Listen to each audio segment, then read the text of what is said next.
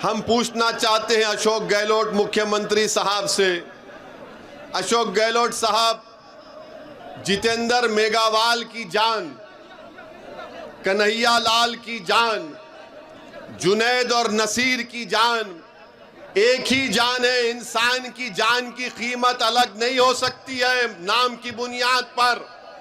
अगर कन्हैया लाल को 50 लाख रुपए दिए गए हैं तो जितेंद्र मेघवाल को भी 50 लाख दिए जाने चाहिए थे। अगर कन्हैया लाल को 50 लाख दिए गए थे तो जुनैद और नसीर को भी 50 लाख मिलने चाहिए। इंसान इंसान होता है। मजहब के नाम पर इंसान की जान की कीमत में कमी या बढ़ाई नहीं की जा सकती है। मैं राजस्थान के मुख्यमंत्री अशोक गहलोत साहब से कहता हूं कि यकीनन जिन्होंने कन्हैया लाल को मारा वो आतंकवादी थे, जिन्होंने जितेंद्र मेघवाल को मारा वो भी आतंकवादी है, जिन्होंने जुनैद और नसीर को मारा वो भी आतंकवादी है। ये सब मारने वाले आतंकवादी हैं।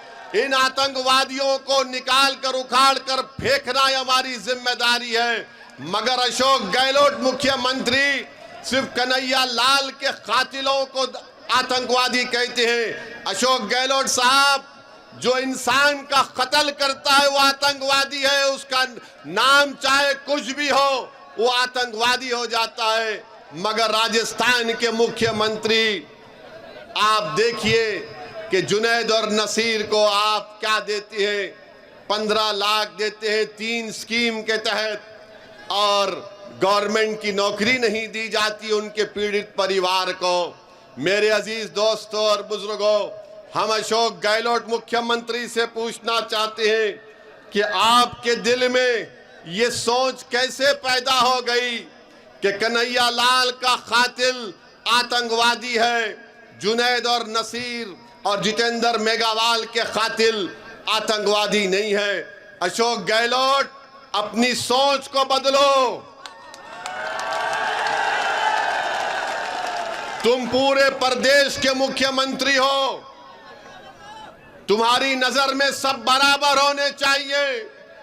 तुमको अल्लाह ने मुख्यमंत्री बनाया इंसाफ करने के लिए, मगर तुम मुख्यमंत्री होकर भी, इतने बड़े ओहदे पर रहकर भी अशोक गहलोत, तुम अपने छोटेपन का मुजाहरा क्यों कर रहे हो? अरे सबको इंसाफ करो, सबसे इंसाफ करो। आप कन्हैया लाल से भी आपने किया, अच्छा किया, जितेंद्र मेघवाल से भी करो, जुनैद नसीर से भी करो आप, क्योंकि जो इंसान को मारता है उसको इंसान नहीं कह सकते, उसको शैतान कहना पड़ेगा, उसको राक्षस कहना पड़ेगा, उसको आतंकवादी कहना पड़ेगा।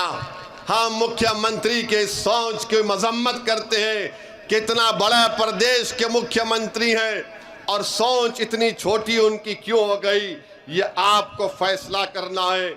मेरे अजीज दोस्तों और बुजुर्गों, जब जुनैद और नसीर की हत्या कर दी गई तो जमील खान ने हमसे कहा कि साहब आपको हैदराबाद से निकलकर घाटमीका को आना पड़ेगा।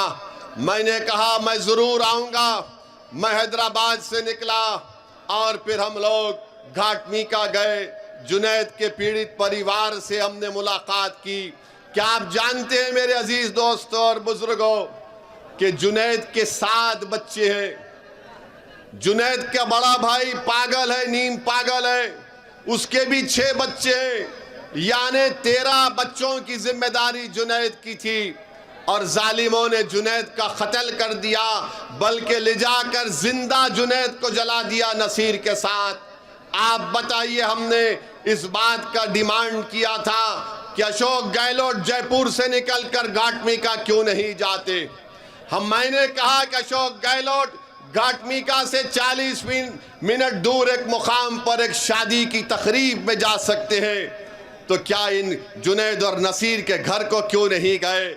मैं बोलता रहा तो अशोक गहलोत साहब को थोड़ी शर्मिंदगी महसूस हुई। निकल कर गए और जाकर जुनैद और नसीर के घर को उनको जाना पड़ा। ये हमारी पहली कामयाबी है। अगर आप अपना नेता पैदा कर लेंगे तो याद रखो जुनैद और नसीर जैसी हत्याएं खत्म हो जाएगी और हर कोई आपसे डरेगा। India Today Conclave 2023, New Delhi. Listen to Prime Minister Narendra Modi.